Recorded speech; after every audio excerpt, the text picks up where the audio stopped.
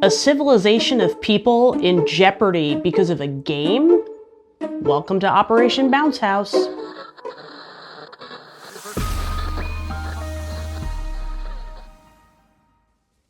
Hi, I'm Amanda, and this is Spineless Books, your one-stop spoiler-free shop for all things audiobook. I have to confess, even though Dungeon Crawler Carl is literally everywhere, I haven't read it yet. But when I saw that author Matt Dinniman had a new book coming out, I thought, why not? So I requested it from the library, and somehow I got it really fast, which is kind of unheard of for the library, so I wanted to make it a priority to get my thoughts out there. First of all, let me say that I found this book weirdly conflicting. I found myself really excited as I was listening. I was into it, it was fun, but when I wasn't listening, I found myself not really wanting to listen. But every time I started listening, I got into it, but then when I wasn't listening again, I didn't really want to go back to it. So it was a very weird dichotomy that made me think, why is that happening with this book? And I think the reason is that I didn't really feel like I could grab onto any of the characters. Matt Dinniman writes a hell of an action sequence. He's really great at creating energy and excitement and giving you great description of battle. That way you understand what's going on and you feel really invested. But I didn't feel like the characters in this book did it for me. The main character is Oliver, who is a young farmer slash musician who lives on the colony of New Sonora. A lot of people from Earth have left the planet because life was not as sustainable as it should have been, and Oliver is a first-generation New Sonoran. His parents moved there with his grandparents, and he was born on the planet, so he's very familiar with Earth given that his family came from Earth, but he's never actually been there himself. And Oliver, for me, was just not that exciting. I mean, he had a great voice, and I really understood his perspective of the scenery that was happening and the area, and I got a great sense of the environment of New Sonora, but I didn't really get a great sense of Oliver. The other character who was probably most important next to Oliver was Roger. And Roger's an AI. He's not even a human. But for Oliver, AIs and drones and everything like that have been part of his life his entire time, and Roger is basically like a friend. And I found Roger slightly more developed than Oliver, which was weird because he's not really supposed to be, but he kind of felt like he was the brains behind the mission to me. A company on Earth has created a game called Operation Bounce House. Now, the premise of this game is that you can buy and deck out and control a pilotable machine called a mech. And everyone in this game is, putting all this money into their weaponry and everything, and they're sitting in their houses on Earth and they're piloting their mechs. The mechs are fighting terrorists on another planet, and that's really their mission, is to eradicate these terrorists in this game. What the people on Earth who are customers of this game don't know, however, is that they're actually fighting real people. They're fighting the residents of the New Sonora colony.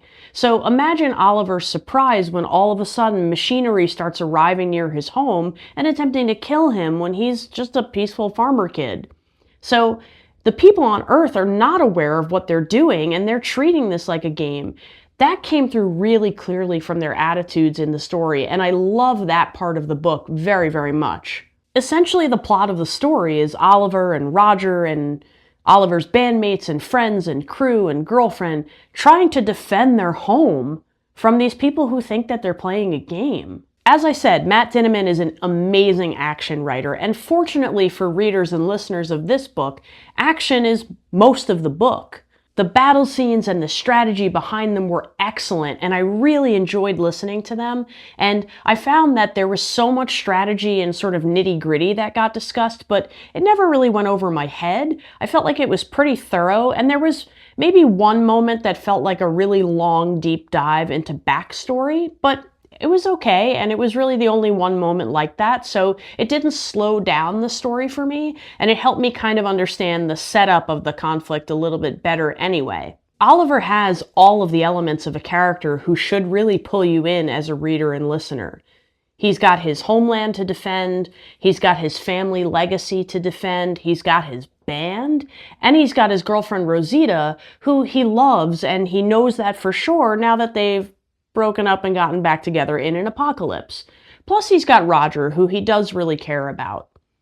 in spite of this, they just felt like things that were there to check boxes. I didn't really feel like most of these things were developed in a way that I felt excited about, and they didn't pull me to Oliver in the way that I think was intended. They did pull me to Roger, however, who I felt actually had more of a compelling story than the human that you would think I would relate to. But Roger the AI to me had a lot more at stake, which is weird given that Oliver's entire planet was at stake. Having not read Dungeon Crawler Carl, this book does make me doubt a little bit whether or not I would enjoy that book. But I don't think that book could possibly be as popular as it is if it was this quality, because this book to me was okay, but not really great. And as far as I've heard, everybody loves Dungeon Crawler Carl. So I'm not going to let this book deter me from reading Dungeon Crawler Carl. I'm still going to take that time when I get a chance. But it does put a little worry in the back of my mind, if I'm going to be honest.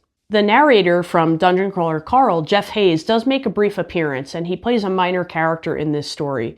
But the bulk of the book is narrated by Travis Baldree, who does an excellent job.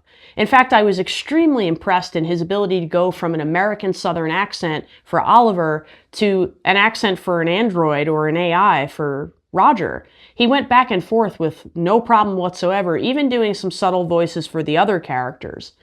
I think he really injected a lot of pace and energy into the story, and that was part of what made the conflicts and battle scenes seem so exciting. You know a narrator is not wasting any time when it's actually difficult to raise the speed of the book without losing some information, and that was definitely the case. I was trying to go a little bit faster in order to finish this review for today, and I found I just had to be really careful about just how fast I went because Travis Baldree was already pushing the pace.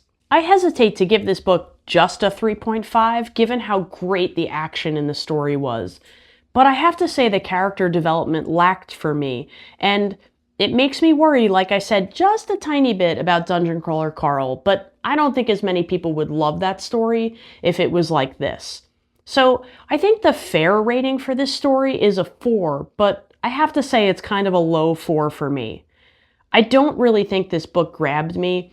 I liked the action, I enjoyed it, but it just didn't have enough character development for me, and I think I am someone who really enjoys character development. So if you're going to give me an action-packed plot, great, but make me care about the people involved first. And in this case, it felt like it was mostly prioritizing action and less caring about the characters. At least that's how I interpreted it. Maybe it wasn't that way for you. I'm sure the book will sell well based on the name on the cover, and I just didn't find it as fulfilling as I hoped. Now, again, I will read Dungeon Crawler Carl and figure out what that's all about, but I found this one to be a little bit of a miss. Not an entire miss, but just a tiny miss. I would love to know what you think of this book if you've read it already. I'd really like to hear if people think this is of the same quality as Dungeon Crawler Carl, or is that book perhaps just a little tighter? Because to me, if this is what's making everybody go crazy, I'm a little surprised. But you never know. Other people have different opinions, and I'd love to hear yours. So let me know what you think of this book, or even just Dungeon Crawler Carl in the comments. Tell me what you love about it, not just that it was great, but why was it great? And when you get a chance to get to Operation Bounce House, let me know how you think they compare. But remember, you might love what I hate and hate what I love. So make your own opinion, but thanks for listening to mine. If you haven't already, please like and subscribe. It really helps the channel, and I'll see you next time.